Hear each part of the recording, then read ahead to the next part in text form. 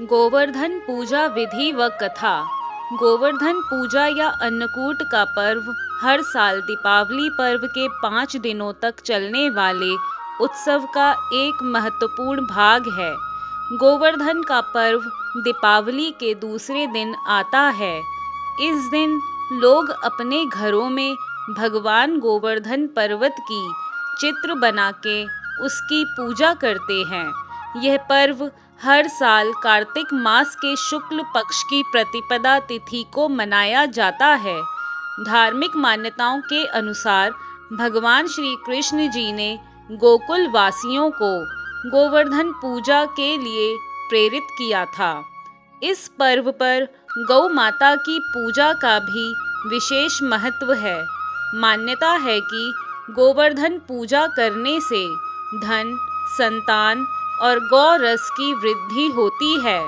गोवर्धन पूजा प्रकृति और भगवान श्री कृष्ण को समर्पित पर्व है।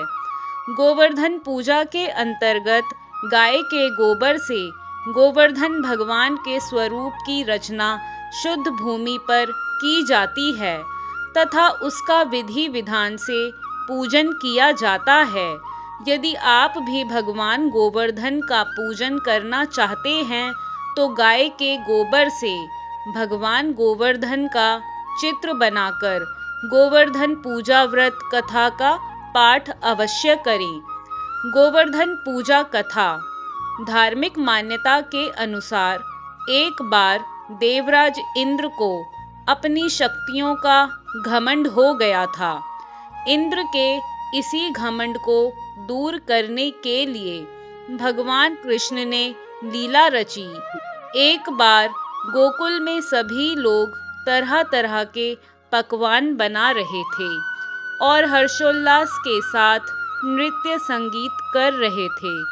यह देखकर भगवान कृष्ण ने अपनी माँ यशोदा जी से पूछा कि आप लोग किस उत्सव की तैयारी कर रहे हैं। भगवान कृष्ण के सवाल पर माँ यशोदा ने उन्हें बताया, हम देवराज इंद्र की पूजा कर रहे हैं। तब भगवान कृष्ण ने उनसे पूछा कि हम उनकी पूजा क्यों करते हैं।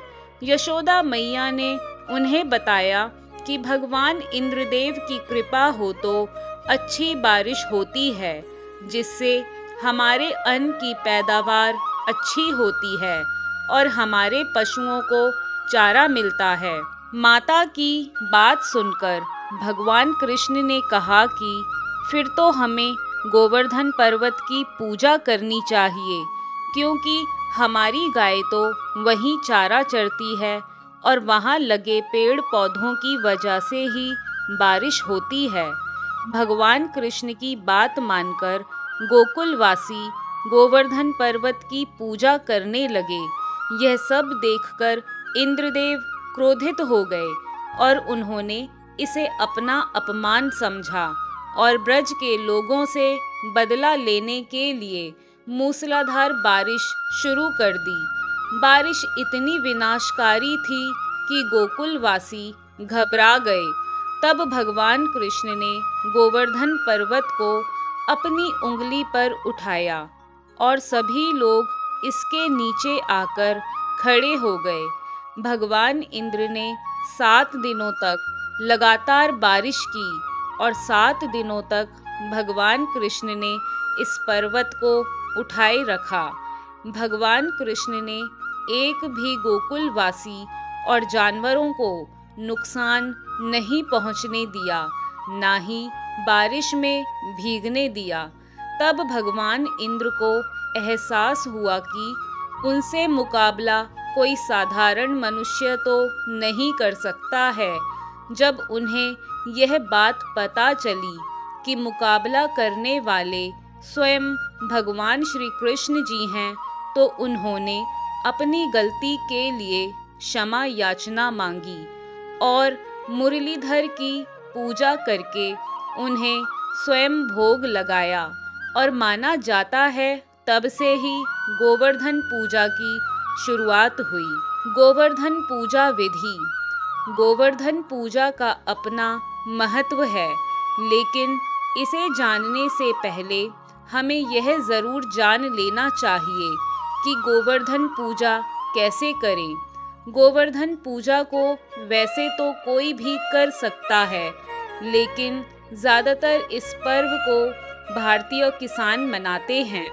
गोवर्धन पूजा करने के लिए किसान खेत की शुद्ध मिट्टी और गाय के गोबर से अपने घर व आंगन में तथा अपने खेतों में छोटा गोवर्धन पर्वत बनाते हैं और फिर उसकी पूजा करते हैं। गोवर्धन पूजा के लिए सुबह जल्दी उठकर स्नान करें। घर की रसोई में पूजा के लिए पकवान बनाएं। खेत की शुद्ध मिट्टी लाकर तथा ताज़े गोबर से गोवर्धन पर्वत की प्रतिमा बनाएं। इस दिन खेती से जुड़ी चीज़ जैसे गाय, बैल, खेत के औजार, चूल्हा आदि की प्रतिमाएं भी मिट्टी और गोबर के ज़रिए बनाएं। इन सभी को बनाने के बाद उनकी पूजा करें, नैवेद्य चढ़ाएं और 56 भोग लगाएं। इसके बाद भगवान श्री कृष्ण जी की आरती करें। पूजा करने के बाद आप व्रत खोलकर भोजन कर सकते हैं। गोवर्धन पूजा का महत्व। गोवर्धन पूजा सीधे तौर पर हमारी प्रकृति से जुड़ी हुई है।